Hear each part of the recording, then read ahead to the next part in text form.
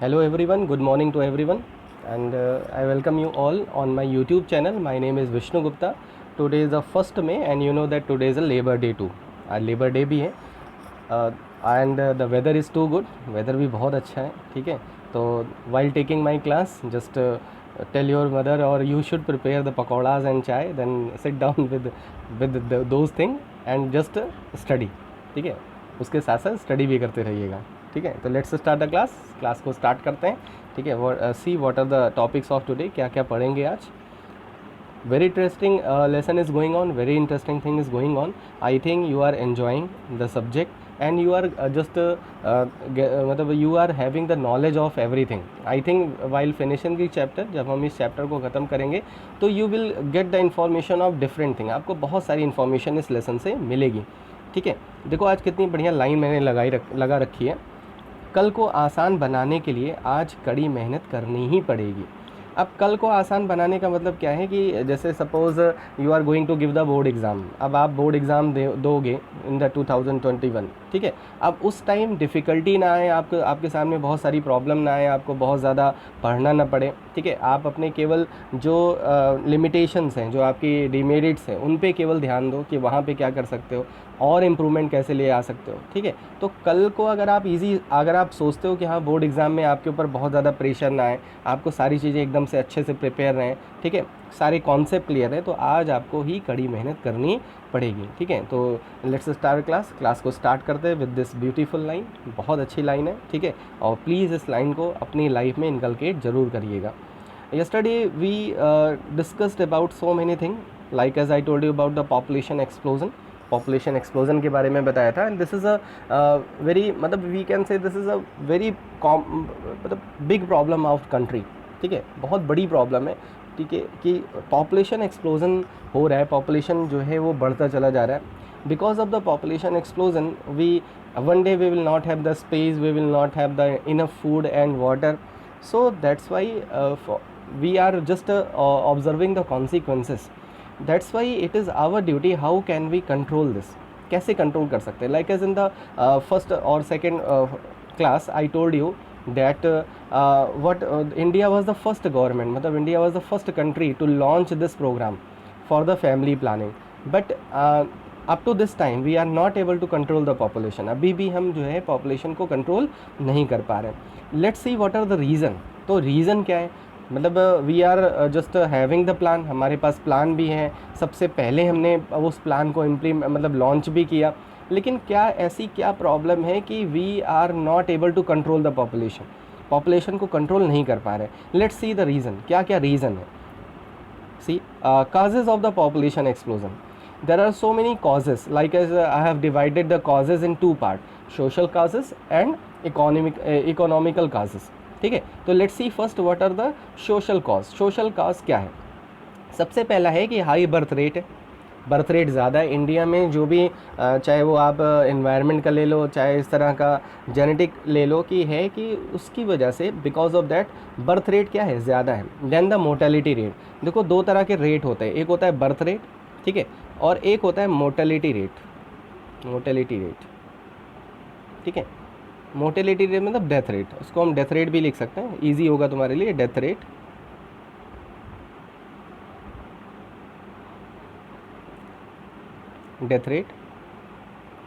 अब देखो जो डेथ रेट है और बर्थ रेट है, अगर birth rate is more than the death rate, अब इसकी वैल्यू अगर ज़्यादा है बर्थ रेट की, ठीक है, तो कन्फर्म है पॉपुलेशन क्या होगी, बहुत ज़्यादा होगी, ठीक है. नेक्स्ट मैंने क्या लिख रखा है, देखो पॉलीगैमी. आपको मैंने सेकेंड चैप्टर में आई थिंक बता रखा था कि gamy means in the biology wherever it is written gamy means वह तो फ्यूज़न होता है, but we can call it marriage also, we can call is mating also.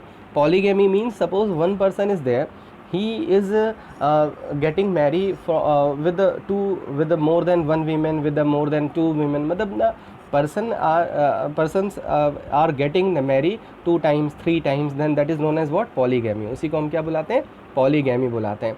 और जो थर्ड कंडीशन है, आई थिंक सबसे अप्रोप्रिएट कॉज है, ठीक है, for the population explosion, preference for a son, ठीक है. I have seen so many family where the 3 girl child are there, मतलब 3 गर्ल चाइल्ड हैं, ठीक है, उनके पास चिल्ड्रेन हैं, 3 गर्ल चिल्ड्रेन हो गई हैं, and then again the 4th child produce, then I asked them why you did this, तो they were given the reason, this reason कि because of the preference for a son, ठीक है।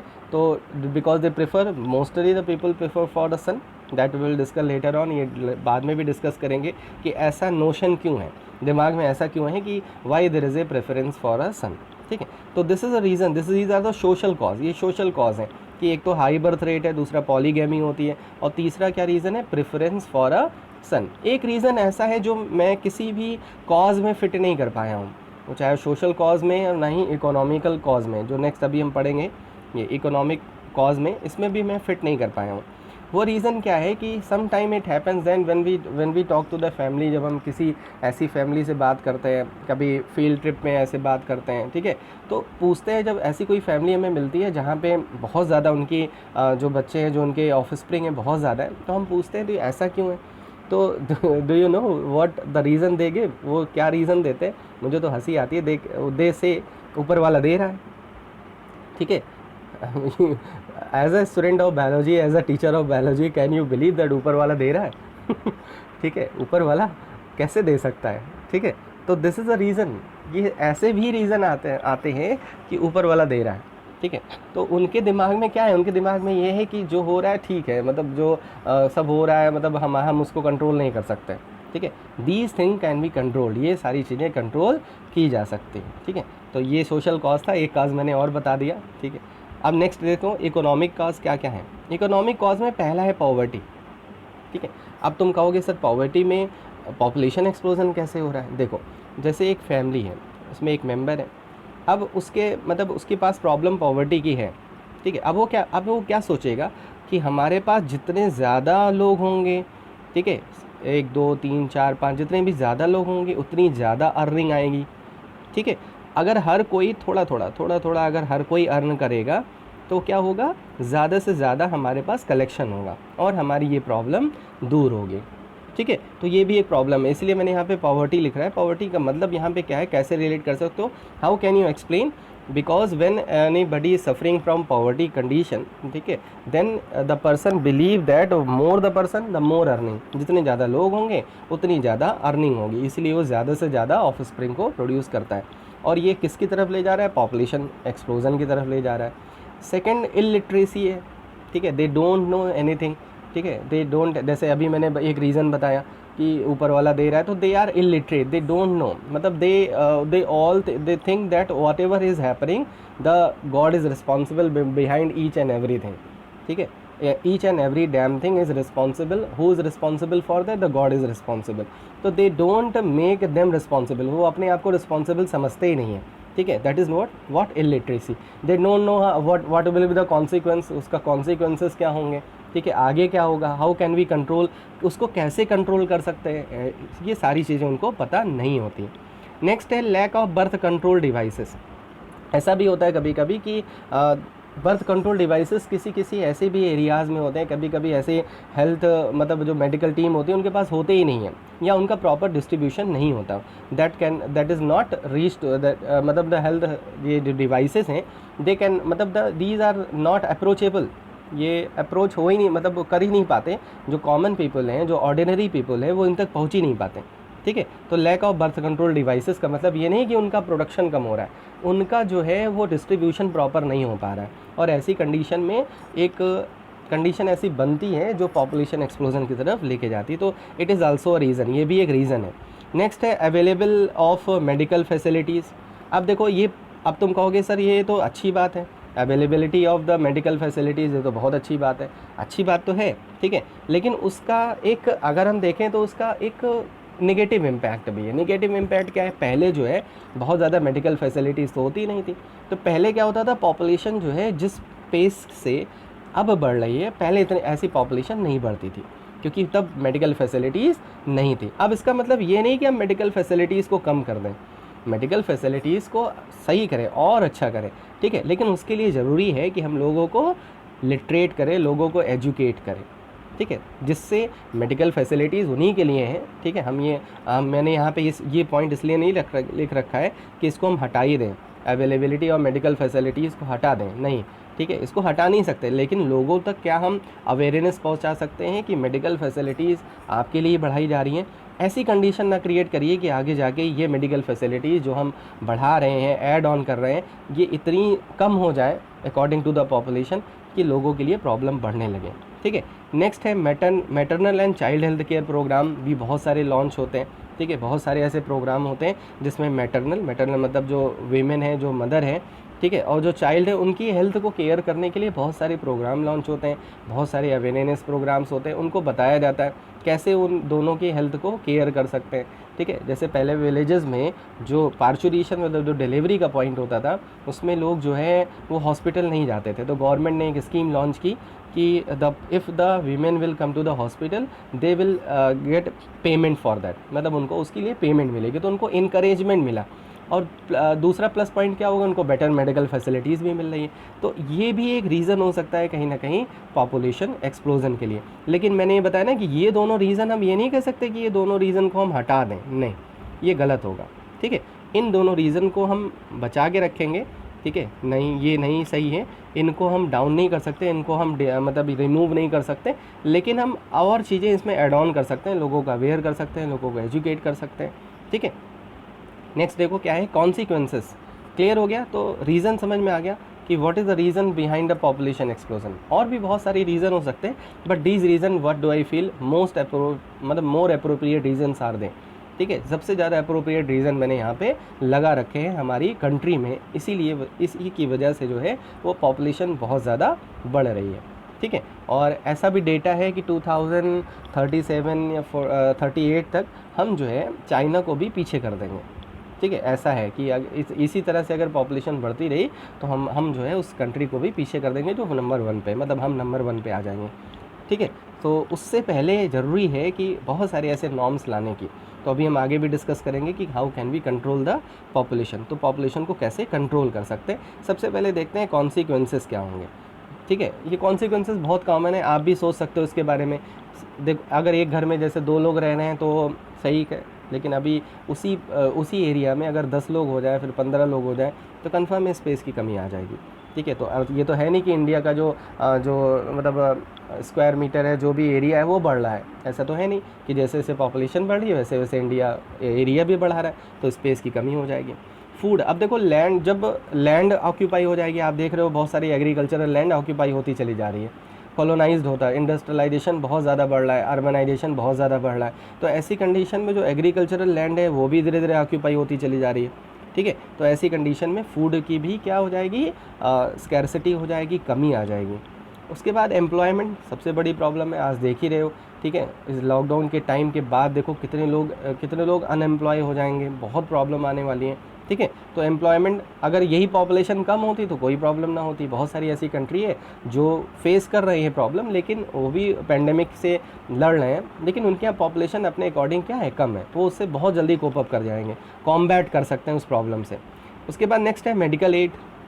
Medical aid की कमी आ जाएगी, बहुत सारे medical aid जो है, अभी मैंने बताया ना, जैसे जैसे पॉपुलेशन बढ़ेगी हम उतनी, जैसे अगर आप प्रेजेंट टाइम में कोरोना के केसेस देखो, तो कोरोना के केसेस अगर, इसीलिए इंडिया ज़्यादा सेंसिटिव है, क्योंकि अगर केसेस बहुत ज़्यादा बढ़ गए तो हमारे पास इतने ज़्यादा मेडिकल फैसिलिटीज़, इतनी ज़्यादा मेडिकल एड नहीं है कि हम उसको कंट्रोल कर पाएँ, इसीलिए पहले से ही वो ज़्यादा सेंसिटिव हो गई है। ठीक है, नेक्स्ट है सैनिटेशन की प्रॉब्लम बहुत ही, आपने स्लम्स देखे होंगे, तो स्लम्स में क्या होता है कि लोगों के पास प्रॉपर सैनिटेशन की फैसिलिटीज़ नहीं होती। सैनिटेशन नहीं होगा तो बहुत सारी डिजीज़ेज़ बढ़ेंगी, उससे क्या होगा, जैसे अभी एक पेंडेमिक है, ऐसे बहुत सारी पेंडेमिक आ सकती हैं। ठीक है, अब आप देख रहे हो सोशल डिस्टेंसिंग, अगर जितने भी लोग हैं इंडिया में सबको खड़ा कर दिया जाए और बोला जाए कि सब लोग एक दूसरे से 2-2 मीटर की दूरी बनाओ, तो क्या आप समझते हो कि वो एरिया इतना ज़्यादा है कि हम उतने लोगों को यहाँ खड़ा करके और एरिया इस तरह से कर सकते हैं? इसलिए ज़रूरी है कि लोग जो है वो कुछ अंदर रहें, अगर जैसे कुछ लोग अंदर हैं, कुछ लोग बाहर हैं, तब सोशल डिस्टेंसिंग मेंटेन हो सकती है। लेकिन अभी सब लोग बाहर आ जाए तो क्या सोशल डिस्टेंसिंग मेंटेन हो पाएगी? नहीं हो पाएगी। ठीक है, तो ये थे कॉन्सिक्वेंसेस। ठीक है, कॉन्सिक्वेंसेस क्या होंगे पॉपुलेशन एक्सप्लोजन के। आप और भी कॉन्सिक्वेंसेस लिख सकते हो अपने अकॉर्डिंग, ये मेरे अकॉर्डिंग ये कॉन्सिक्वेंसेस हो सकते हैं। क्लियर हो गया? अब देखो, सबसे पहले प्रॉब्लम हमने पढ़ी कि प्रॉब्लम क्या है, पॉपुलेशन एक्सप्लोजन क्या है, फिर प्रॉब्लम क्या है, ठीक है, क्या क्या कॉजेज़ उसके क्या हैं, ठीक है, उसके बाद कॉन्सिक्वेंसेस क्या हैं, ठीक है, अब हम पढ़ेंगे कि डिसेमिनेशन, मतलब ये आपकी ड्यूटी है कि इन्फॉर्मेशन को हम कैसे डिसेमिनेट कर सकते हैं। डिसेमिनेट मतलब स्प्रेड करना। तो ये जितने भी अगर कॉन्सिक्वेंसेज हैं और ये कॉजेज़ हैं, अगर हम इसको अपने अपने ही ग्रुप में, अपने फ्रेंड्स से, अपनी फैमिली मेम्बर से डिसेमिनेट करें, उनको स्प्रेड करें, तो आई थिंक लगता है कि कुछ ना कुछ सोसाइटी में अच्छा मैसेज जाएगा और उनके बीच में भी ऐसी इन्फॉर्मेशन पहुंचेगी कि ये मतलब यू आर सेइंग राइट, मतलब you are right at your place, सही है, और हमें जो है कुछ ना कुछ स्टेप, मेजरिंग स्टेप इसके लिए लेने चाहिए। ठीक है, अब देखो यहाँ पे क्या है कि पॉपुलेशन को कैसे कंट्रोल करेंगे। ठीक है, वो अभी हम आगे बढ़ने जा रहे हैं, उसी को पढ़ेंगे हम कि पॉपुलेशन को कैसे कंट्रोल कर सकते हैं। What are the measuring step, strategy क्या होगी हमारी। तो पहली प्रॉब्लम हमने डिस्कस कर ली कि पहली प्रॉब्लम हमारे क्या है कि पॉपुलेशन कैसे बढ़ रही है। अब नेक्स्ट टॉपिक में हम क्या डिस्कस करेंगे कि उनके लिए क्या स्ट्रेटजी बना रहे हैं। उस पर जाने से पहले एक मैं टॉपिक आपके साथ डिस्कस करना चाहूँगा, स्क्रीनिंग टेस्ट। ठीक है, कहीं ना कहीं ये भी एक रीज़न है।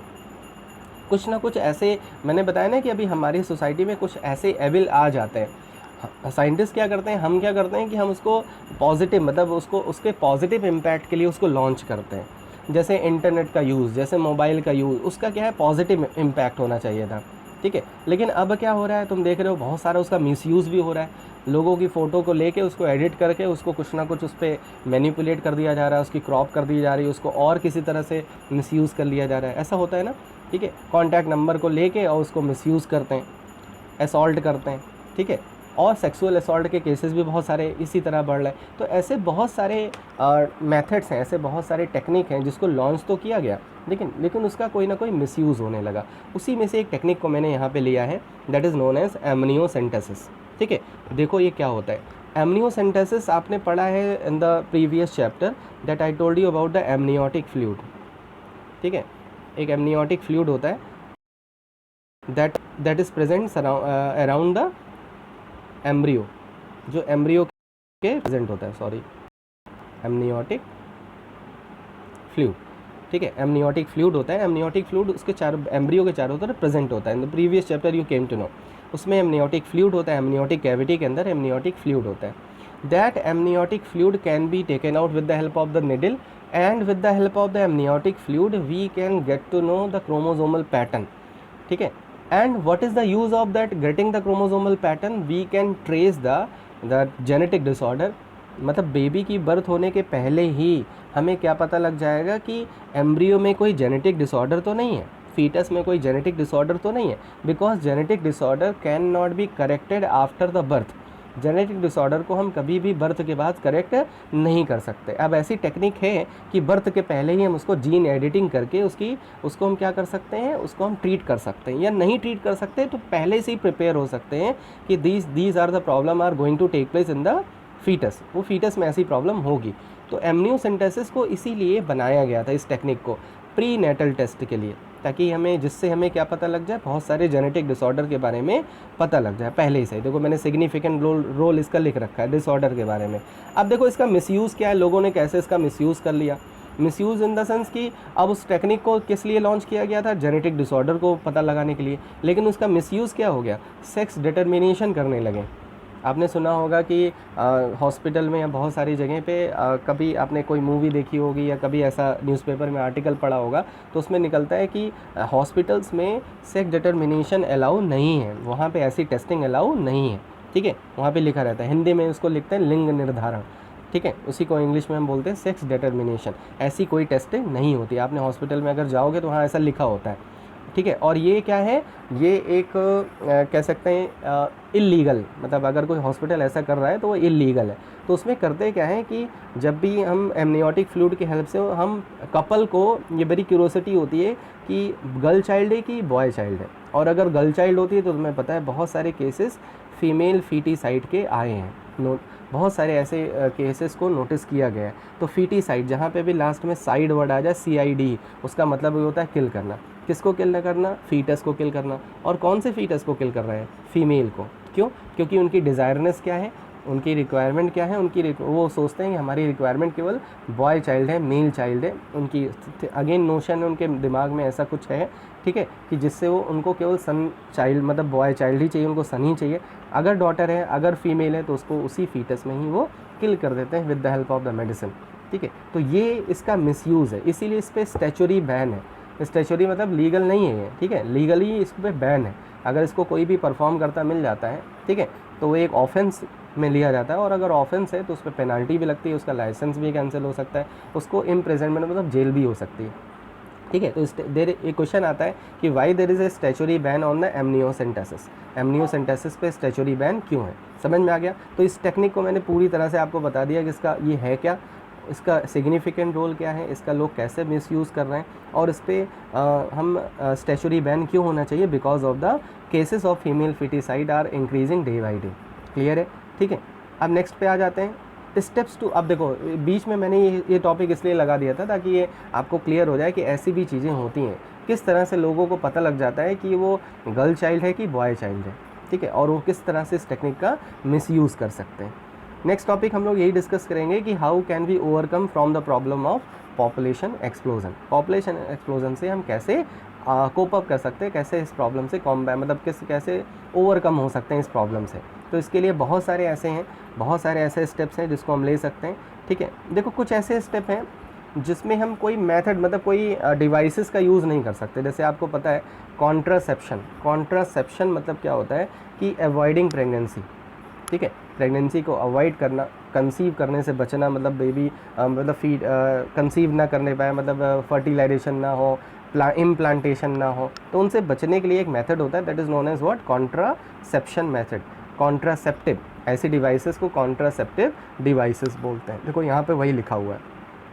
तो कॉन्ट्रासेप्शन क्या है, कॉन्ट्रासेप्शन एक टर्म है, कॉन्ट्रासेप्टिव मेथड होते हैं, कॉन्ट्रासेप्टिव डिवाइसेस होते हैं। they help to avoid the pregnancy, unwanted pregnancy. If the female does not want to be pregnant, then she can use these devices, in devices को use कर सकता है, ठीक है। नेक्स्ट आ जाओ statutory raising marriageable age. Statutory मतलब legally इसको marriageable age को रेज़ किया जाए, बढ़ाया जाए।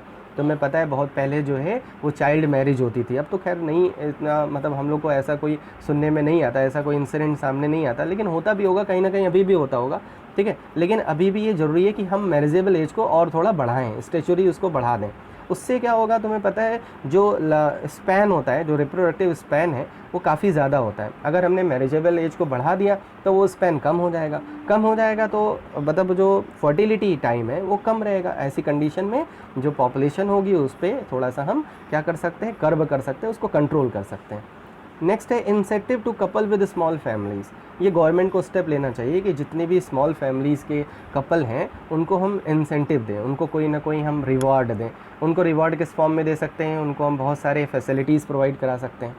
लेजिस्लेशन मतलब हमें कुछ लॉ लेके आने चाहिए। मुझे ऐसा पता नहीं क्यों फील हो रहा है कि जब ये सारी चीज़ें नॉर्मल हो जाएंगी तो कन्फर्म है गवर्नमेंट एक लॉ कन्फर्म लेके आएगी, 2 चाइल्ड नॉर्म लेके आएगी। और आप कमेंट बॉक्स में लिखना इट विल बी राइट और नॉट, क्या ये सही होगा, 2 चाइल्ड नॉर्म लाना सही होगा कि नहीं होगा, कि 2 चाइल्ड नॉर्म इम्प्लीमेंट हो जाएगा। अगर जिनके 2 चाइल्ड से ज़्यादा होंगे उनको गवर्नमेंट जॉब नहीं मिल सकती, उनको और भी फैसिलिटीज़ से विदर्ड कर दिया जाएगा, ठीक है। इज़ इट राइट, क्या ये सही होगा, ठीक है, write down in the comment box. Next है अवेयरनेस, बहुत ज़रूरी है। अगर आप जैसे मैंने बताया ना, फैमिली प्लानिंग हमने सबसे पहले लॉन्च की, लेकिन लोगों को उसके बारे में अवेयरनेस है ही नहीं, ठीक है, उनको पता ही नहीं कि क्या रिज़ल्ट होगा, इसका क्या कॉन्सिक्वेंसेस होंगे।